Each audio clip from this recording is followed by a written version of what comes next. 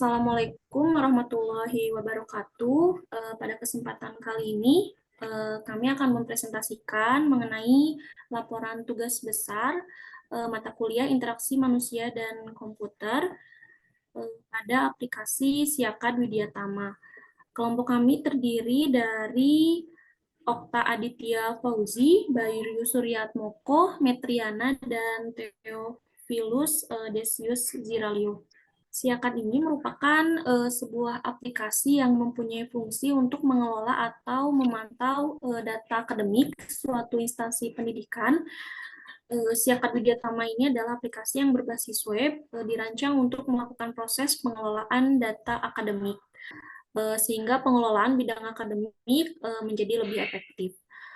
Rumusan masalah yang akan kami bahas yaitu mengenai bagaimana meningkatkan antarmuka pengguna Siakad agar mudah dipahami dan digunakan oleh semua pihak yang terlibat. Kemudian bagaimana mengumpulkan umpan balik dari mahasiswa, dosen, dan staf akademik untuk terus meningkatkan kualitas layanan.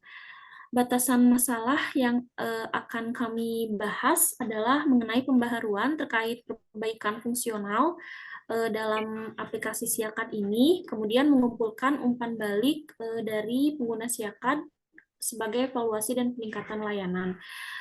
Target usernya adalah mahasiswa yang sedang mengambil mata kuliah interaksi manusia dan komputer. Untuk metode pengumpulan data yang kami gunakan adalah dengan cara berinteraksi dengan mengidentifikasi fitur-fitur yang mungkin memerlukan perbaikan, mengevaluasi kinerja sistem, kemudian mendiskusikan pengalaman dengan sesama manusia pengguna, mengeksplorasi masalah bersama, dan mengidentifikasi solusi yang dibutuhkan. Karakteristik pengguna pada kelompok kami ini yang berumur 23-35 tahun, laki-laki dan perempuan, kemudian untuk kemampuan tangannya baik dalam penggunaan perangkat komputer, disabilitas tidak ada. Untuk pekerjaan, tugas atau kebutuhan, status pendidikan mahasiswa S1 untuk jurusan Teknik Informatika angkatan 2020. Tingkat kepentingan tugasnya tinggi. Pengalaman user saat menggunakan komputer sangat baik, pengalaman aplikasi juga sangat baik, kemudian penggunaan komputer juga cukup sering. Yang kedua, mengenai persona pengguna dari Bayu Suryatmoko akan coba saya paparkan. Untuk kebutuhannya, informasi penting tingkat perkuliahan perlu ditonjolkan, aplikasi mudah diakses dan dimengerti, navigasi dan tombol yang jelas, bahasa mudah dipahami oleh orang awam, bantuan teknis di fitur panduan dari FIQ, mendapatkan notifikasi penting. Kemudian untuk values-nya, pendidikan tinggi, kemudahan penggunaan, mengelola jadwal dari tugas dengan efisien, penggunaan aplikasi tidak mengganggu antara pekerjaan, pendidikan, dan keluarga, kemudian kecemasan karena kurang familiar tentang perkembangan teknologi. Ya, selanjutnya mengenai step 2 ada analisis task dan model konseptual. Metode pengumpulan data yang kami gunakan adalah berinteraksi dengan Siakad dengan mengidentifikasi fitur-fitur yang mungkin memerlukan perbaikan atau peningkatan. Kemudian mengevaluasi kerja sistem dan mendiskusikan pengalaman dengan sesama pengguna. Berikutnya adalah mental model mengenai melihat administrasi histori pembayaran. Dengan membuka situs web Siakad, login, buka menu administrasi histori pembayaran, buka tab histori pembayaran, download histori pembayaran, buka tab histori USP, download histori USP, buka tab histori SPP, download histori SPP, buka tab rekap histori pembayaran, download rekap histori pembayaran, dan yang terakhir adalah dengan membuka tab tagihan aktif. Untuk melihat jadwal kuliah, melihat dan mencetak hasil studi KHS. Berikutnya adalah melakukan enroll kelas online dengan membuka situs web Siakad, analisis task. Dengan mengunduh pembayaran di Siakad, membuka website Siakad, kemudian login dengan menginputkan username dan password, memilih menu histori pembayaran, membuka menu administrasi, memilih histori pembayaran, Dilanjutkan dengan mengunduh histori pembayaran, bisa memilih jenis histori pembayaran yang dibutuhkan, dan tutup aplikasi. Untuk upload SKPT di Siakat. Membuka website Siakat, sama ya untuk tahapannya.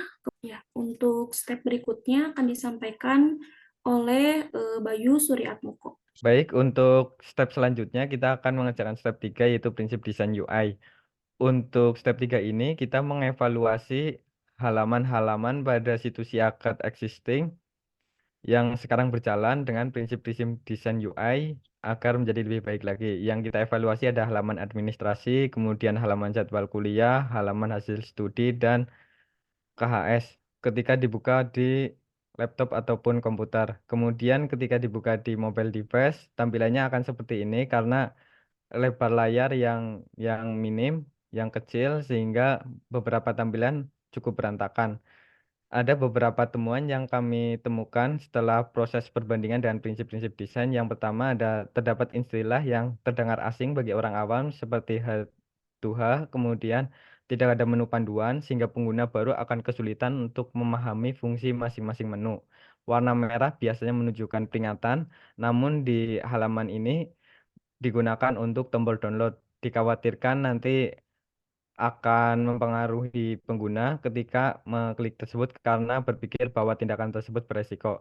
Kemudian yang keempat, terdapat kolom yang tidak berisi yang seperti nomor rekening. Sebaiknya kolom tersebut dihapus saja karena akan memubazir dan lebih baik space-nya digunakan untuk informasi yang lebih berguna. Kemudian yang kelima, ketika situs web dibuka di HP, tabel cukup berantakan. Dan yang keenam, tidak ada sistem notifikasi sehingga dengan pembayaran yang seharusnya segera dibayarkan, pengguna tidak tahu karena tidak ada fitur notifikasi tersebut. Yang ketujuh, label download, tombol download tidak konsisten karena di halaman lain menggunakan tulisan cetak, sedangkan di halaman ini menggunakan download. Halaman jadwal juga hampir sama dengan halaman administrasi. Ketika dibuka di HP sedikit berantakan. Untuk beberapa temuan, tombol reset, filter, enroll mata kuliah tidak konsisten dalam hal ukuran, margin antar komponen, sehingga kurang baik dipandang oleh mata pengguna. Penggunaan bahasa juga tidak konsisten, sama seperti halaman sebelumnya, tidak ada menu panduan, sehingga pengguna cukup kesulitan ketika baru pertama kali menggunakan. Untuk halaman selanjutnya yang kami evaluasi ada juga hasil studi KHS. Seperti ini tampilan existing-nya. Kemudian yang selanjutnya juga ada halaman kelas online. Beberapa halaman tadi kita kita evaluasi menggunakan prinsip-prinsip desain UI, kita bandingkan apakah ada beberapa kekurangan yang bisa kita perbaiki. Kemudian di step selanjutnya kita juga menentukan menu sistem apa yang akan kita gunakan di desain yang baru. Untuk menu sistem dan sistem navigasi, kita menggunakan menu hierarki atau sekuensial untuk mengarahkan ketika menuju ke fitur-fitur yang ingin digunakan di sistem Siakat ini. Untuk skema navigasi, kita menggunakan menu hamburger di mobile device. Di step selanjutnya, kita memilih tipe Windows-nya karena kita lihat di evaluasi sebelumnya bahwa halaman situs Siakat ini ketika di mobile itu sedikit berantakan dan kurang baik, maka dari itu kita fokus ke mobile device ini untuk perbaikan di desain. Ada beberapa temuan dan beberapa hal yang kita perbaiki. Contohnya di halaman history pembayaran ada beberapa yang kami tingkatkan, yaitu yang pertama terdapat informasi bahwa saat ini user berada di halaman histori pembayaran yang ditandai dengan warna ungu. Terdapat juga icon di masing-masing tombol memudahkan user memahami kegunaan dari fiturnya. Untuk halaman selanjutnya ada juga halaman jadwal kuliah, hampir sama, namun ada beberapa perbaikan konsistensi dalam hal margin dan size. Setelah itu kita lanjut ke halaman hasil studi KHS, juga terdapat beberapa evaluasi yang kita temukan. Seperti ini tampilannya, ada juga tombol filter, reset, dan cetak dengan masing-masing memiliki icon sesuai kegunaan dari tombolnya. Kemudian yang terakhir ada halaman kelas online, ada beberapa hal yang kita evaluasi seperti konsistensi dalam hal margin dan size, kemudian beberapa teks yang memang harus menjadi perhatian dari pengguna, maka akan diberikan warna yang kontras. Contoh desainnya ada tulisan berwarna merah yang menunjukkan bahwa password ini akan sama dengan yang disinkronisasi di profile. Kita lanjut ke step ke-6, ada perangkat interaksi untuk memudahkan user. Jika dibuka di laptop atau komputer, ada keyboard ataupun mouse untuk sebagai perangkat inputan dan dari touchscreen ketika dibuka di mobile device. Untuk perangkat outputnya sendiri, ada monitor dan printer ketika kita gunakan di komputer ataupun laptop, kemudian ponsel untuk menunjukkan informasi dari si akad ini ke pengguna. Selanjutnya, saya serahkan ke Mas Teo. Oke, berikutnya saya akan lanjut bagian step 7 yaitu screen based control. Dari hasil analisa kita, berikut merupakan kontrol yang telah kita identifikasi. Jadi yang pertama ada user avatar, gambar kecil untuk mewakili pengguna secara visual. Tujuannya yaitu untuk identifikasi pengguna. Kemudian ada selection control, drop down atau pop up list box itu. Kemudian ada text input. Kemudian untuk button digunakan untuk memicu suatu tindakan atau fungsi. Kemudian ada combination entry atau selection control. Kemudian kita juga menggunakan progress indicator. Kemudian ada checkbox. Kemudian step 8 yaitu clear text and message. Bagian ini saya akan bacakan beberapa contoh saja dari hasil yang telah kami analisa. Yang pertama dari login, username dan password. Pesannya yaitu pastikan untuk menjaga keamanan akun Anda dan tidak membagikan informasi login kepada orang lain. Kemudian pada dashboard yaitu pada teks selamat datang. Kemudian selanjutnya administrasi keuangan. Pesannya itu kelola informasi keuangan termasuk PRN SPP dan detail transaksi pembayaran lainnya. Kemudian pada jadwal, klik pada setiap mata kuliah untuk melihat detailnya. Untuk hasil studi, akan yaitu di presensi. Lihat presentasi kehadiran Anda selama masa studi. Kemudian perkuliahan, FRS, pesannya mulai pendaftaran pada semester berikutnya, pastikan Anda memilih mata kuliah yang sesuai dengan rencana studi Anda. Oke, pada step berikutnya itu step 9, itu provide effective feedback within assistance. Dari hasil pemantauan performa yang kami lakukan, yang pertama, rata-rata waktu download file kurang dari 1 detik. Kemudian, rata waktu untuk menampilkan halaman cukup cepat, yaitu kurang dari 1 detik. Kemudian, saat mencari jadwal kuliah, tetapi data tidak ditemukan, teks pemberitahuan masih berbahasa Inggris. Seharusnya berbahasa Indonesia agar mudah dimengerti pengguna. Kemudian, ketika proses pencarian data oleh pengguna, terdapat loading circle yang memberitahukan bahwa sistem sedang ada proses. Berikutnya, jika performa website Siaka dites menggunakan page speed, maka hasilnya cukup baik. Kemudian, untuk menggunakan dropdown, yang ketujuh, terdapat validasi user. Kemudian, yang kedelapan, ketika pengguna ingin men-skor mata kuliah yang belum ada item yang dipilih, maka akan muncul dialog pesan error seperti di bawah ini. Kemudian, yang 9, terdapat informasi panduan untuk membuat pengguna lebih memahami fitur. Yang ke-10, terdapat ikon dan warna di setiap tombol agar pengguna memahami fungsi dari tombol tersebut. Yang ke-11, terdapat angka di ikon notifikasi. Kemudian yang ke-12, tidak ada fitur bantuan atau help di situs web Siaka saat ini. Step 10, yaitu internationalization and accessibility. Pada halaman login, terdapat beberapa perbedaan bahasa yang digunakan antara bahasa Indonesia dan bahasa Inggris. Dalam website itu dapat menggunakan fitur bilingual atau dapat memilih suatu bahasa saja. Pada desain baru, tidak perlu menggunakan captcha manual. Kami juga mempermudah akses untuk orang dengan kebutuhan khusus, seperti buta warna. Berikut adalah contoh untuk buta warna hijau, dan juga ada buta warna merah, ada buta warna biru. Kemudian pada halaman utama juga, sebaiknya pemilihan warna diperhatikan untuk mempermudah aksesibilitas. Pada menu selain menggunakan menu saat ini, kami menyarankan untuk mengganti tampilan menu pada mobile agar jauh lebih mudah diakses. Demikian, selanjutnya akan dilanjut oleh teman saya, Okta.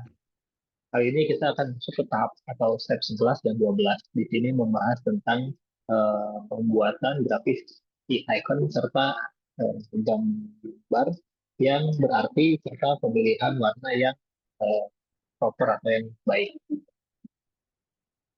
Pada grafik dan icon, kami menggunakan daun angka untuk upload layout. Kemudian untuk pencetakan PDF, kami akan menggunakan button berwarna hijau. Untuk penggunaan toggle button, kami menggunakan icon hamburger di sini untuk melihat dan menyembunyikan menu. Kemudian progress bar kami desain memiliki warna ungu dan pada tombol enrollment kami menggunakan warna hijau. Kemudian pada poin selanjutnya adalah proper color.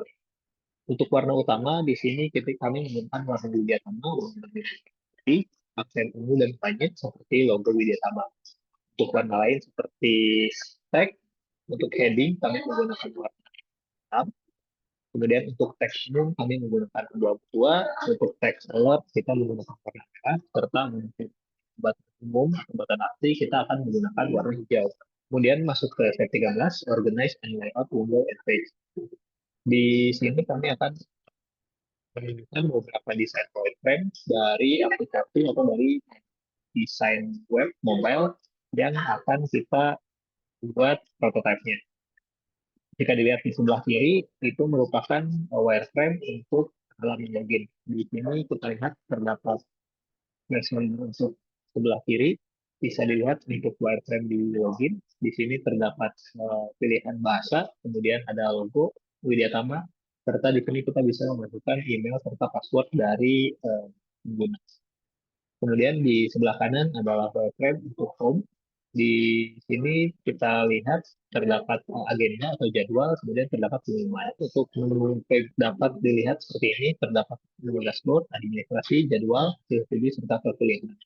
Untuk histori pembayaran dapat pilih tabel serta penggunaan tombol unduh untuk mencetak dari pembayaran. Untuk jadwal kuliah bisa dilihat terdapat beberapa filter seperti filter semester, kemudian filter hari, serta ada fitur pencarian.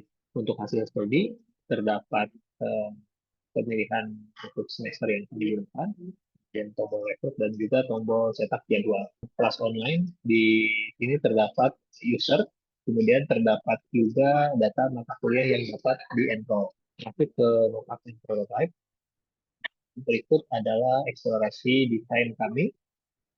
Berikut adalah tampilan login, home, kemudian menu, histori pembayaran, jadwal kuliah, hasil studi, serta kelas online. Prototipenya kami menggunakan aplikasi Visuals. Jadi ini merupakan tombol home. Kami akan langsung setting saja untuk klik menu. Kemudian di sini terdapat dashboard, administrasi, jadwal, hasil studi, dan pilihan. Untuk kembali kita bisa close. Kemudian kita untuk masuk ke administrasi, kita masuk ke jadwal kuliah. Di jadwal kuliah, di sini kita bisa lihat tabel untuk kuliah. Kemudian kita masuk lagi ke menu. Kita bisa lihat hasil studi atau hasil studi. Dari hasil studi kita bisa melihat detail juga seperti ini. Terdapat juga skor dan memperlihatkan bahwa bisa di scroll ke samping. Kemudian kita akan masuk ke usability testing. Di usability testing ini beberapa pertanyaan disusun berdasarkan beberapa indikator UCS, yaitu konten, akurasi format, easy to use, kemudian timelessness. Indikator penilaiannya adalah sangat tidak setuju itu skor 1, tidak setuju itu 2, netral 3, setuju 4, sangat setuju 5. Kemudian rekapitulasi dari responden dengan untuk konten itu mayoritas berada di setuju. Untuk akurasi mayoritas berada di setuju. Untuk format juga setuju. Kemudian untuk to use itu terdapat mayoritas setuju dengan mayoritas terdapat kesulitan pada user friendly. Kemudian untuk timeless mayoritas mengatakan setuju. Berikut adalah dokumentasi dari beberapa pengguna atau responden kami saat melakukan pengetesan prototipe. Mungkin seperti itu untuk presentasi dari kami. maaf apabila banyak kesalahan serta kekurangan. Kami terima kasih atas perhatiannya.